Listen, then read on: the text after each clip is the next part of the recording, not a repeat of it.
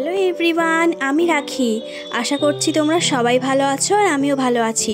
শুরু করতে চলেছি নতুন একটা দিন, নতুন একটা ব্লগ। তোমরা দেখতে থাকো, আশা করছি ভালো লাগবে। সকাল সকাল উঠে পড়েছি কারণ আমার পড়ানো আছে। আর চলো দিনের প্রথম কাজটা আমি সেরে ফেলি। প্রথম কাজ কি আবার, এই যে বিছানাটা গুছিয়ে তারপরে জানালাগুলো খুলে দেওয়া। আজকে সকাল থেকে এতটা গরম পড়ছে, জানি দুপুরের দিকে কতটা পরিমাণে গরম পড়তে চলেছে আজকে, কিন্তু কি আর করা যাবে।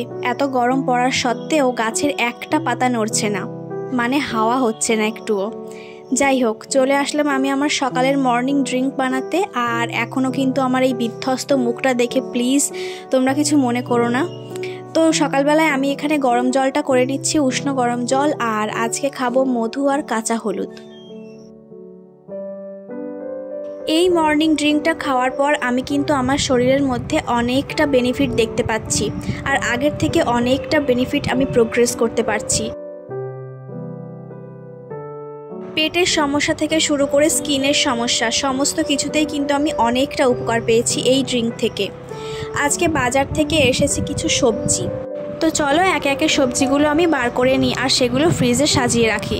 প্রথমেই এনেছে দেখছি একটা পেঁপে, কারণ প্রত্যেক দিন আমি কিন্তু পেঁপে সিদ্ধটা খাওয়ার চেষ্টা করি।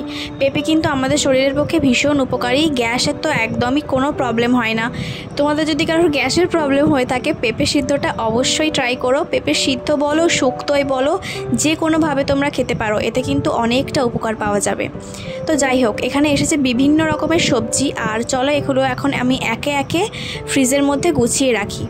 পেঁপে বা কুমড়ো, আমি যে কোনো দুটোর মধ্যে একটা কিন্তু প্রত্যেক দিন সিদ্ধ করে খাই। বেশিরভাগ সময়টা পেঁপেটাই খাওয়ার পরে, কুমড়োটা খুব একটা খাই না, কারণ কুমড়ো থেকে পেঁপে সিদ্ধ আমার বেশি পছন্দের। তো সবজিগুলো একে একে বের করে আমি ফ্রিজে সাজিয়ে রাখবো, না হলে বাইরে বেশিক্ষণ থাকলে এগুলো অবস্থা ঢিলা হয়ে যাবে।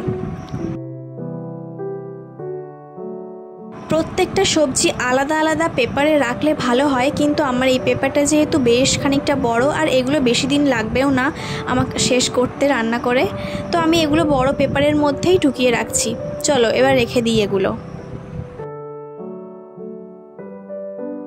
ও, আর এদিকে দেখছি 4টে ডিমও এনেছে, কারণ আজকে দুপুরবেলা রান্না হবে ডিম। জানি হয়তো ভাবছো যে এত সবজি আনার পর ডিম কেন রান্না হচ্ছে, কারণ এই কদিন আমরা প্রায় সবজি খেতে এসেছি, তো আজকে একটু চেঞ্জ করার ইচ্ছা হলো, সেই জন্য ডিম রান্না হবে। যে দুটো ডিম রান্না হবে আমি আলাদা করে বাটিতে রেখে দিলাম, আর বাদবাকির দুটো ডিম আমি সাইডে রেখে দিয়েছি।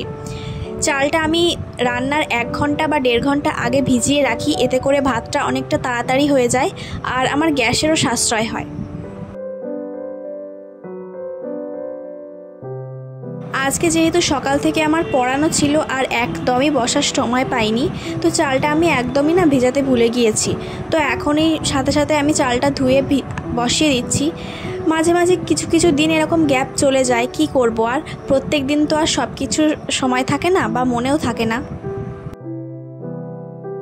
আগে আমি কি করতাম জানো, প্রেশার কুকারে ভাত বসাতাম, কিন্তু আমি আস্তে আস্তে এটা রিয়েলাইজ করলাম যে প্রেশার কুকারে ভাত বসালে কিন্তু এটা ভীষণই রকমভাবে আনহেলদি হয়ে যায়। অবশ্যই হেলদি হবে, বাট তোমরা যারা ওয়েট গেইন করতে চাইছো তাদের জন্য, আর যারা ওয়েট লস করতে চাইছো, যারা একটু স্লিম হতে চাইছো, তাদের পক্ষে কিন্তু এটা ভীষণভাবে মারাত্মকভাবে ক্ষতি করতে চলেছে। কারণ ভাতের ফ্যান যেটা থাকে সেটা প্রেশার কুকারে করলে না আমরা ঝরাতে পারি না, তো সেটা ভাতের মধ্যেই রয়ে যায়, আর সেটাতে কিন্তু ভীষণ পরিমাণে ফ্যাট গেইন হয়। তো এটা জানার পর থেকে তো আমি ভাত আর প্রেশার কুকারে করি না, আমি নর্মালভাবেই করি।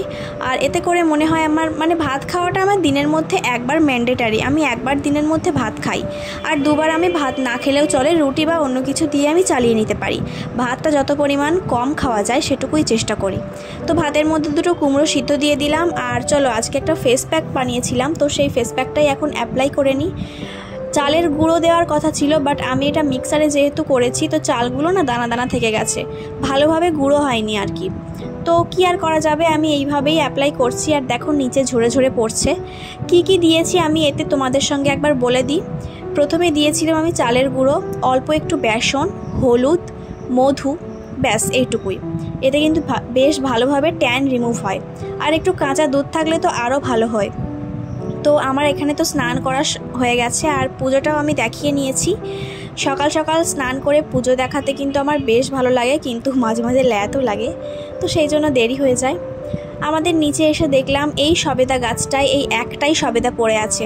অনেকটা সবেদা হয়েছিল। সবেদা গাছটা যেহেতু অনেকটা ছোট, কিন্তু সেই হিসাবেও কিন্তু 7-8টা সবেদা হয়েই ছিল। তো মাঝে একটা আমি তুলে নিয়ে গিয়েছিলাম, আর এখন এই একটা। বাকি মাঝখানেরগুলো আমি হাতে পাইনি। কারা নিয়ে গেছে, কিভাবে নিয়ে গেছে আমি কিচ্ছু জানি না। তো এসে দেখলাম ওটা তো এখনও পাকিয়ে নি, ইটের মতন শক্ত হয়ে আছে।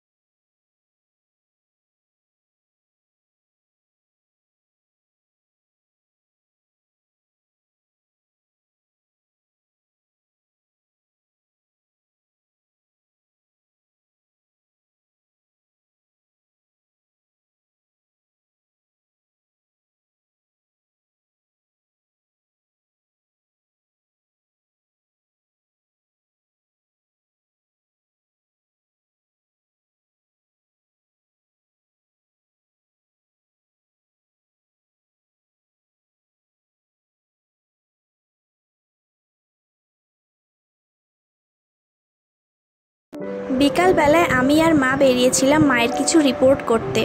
তো চলো আজকের মতন ব্লগটা আমি এই পর্যন্তই রাখছি। তোমাদের সঙ্গে দেখা হবে আবার নেক্সট ব্লগে। টাটা।